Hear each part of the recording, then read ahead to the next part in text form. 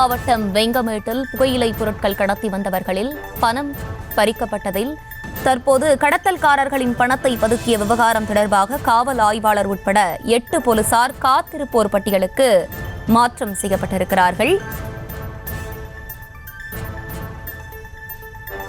கூடுதல் விவரங்களோடு இணைகிறார் செய்தியாளர் பிரபாகரன். பிரபாகரன், வணக்கம். விரிவான விவரங்கள். வணக்கம் ரத்னி.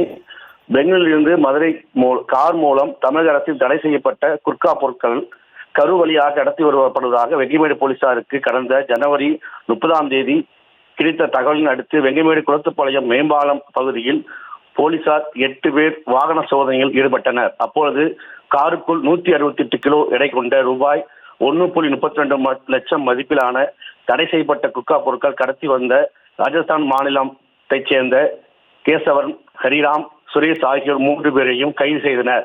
தொடர்ந்து மூவரையும் கரூர் குற்றவியல் நடுவர் நீதிமன்றத்தில் ஆஜர்படுத்தி சிறையில் அடைத்தனர். இந்த நிலையில் கேசவராம் உள்ளிட்ட 3 பேர் போலீசார் குட்கா பறிமுதல் செய்த போது அவர்கள் வைத்திருந்த ரூபாய் 1.25 லட்சம் பணத்தை வெங்கிமேடு காவல் ஆய்வாளர் மணிவண்ணன் உள்ளிட்ட 8 பேரும் பதுக்கியதாக புகார் வந்தது.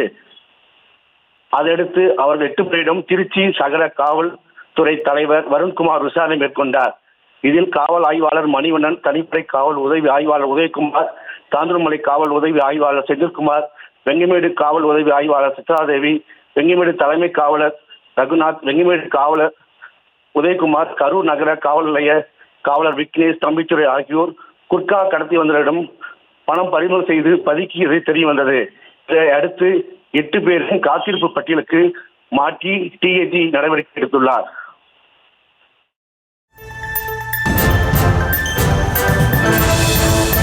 விவரங்களுக்கு நன்றி பிரபாகரன்.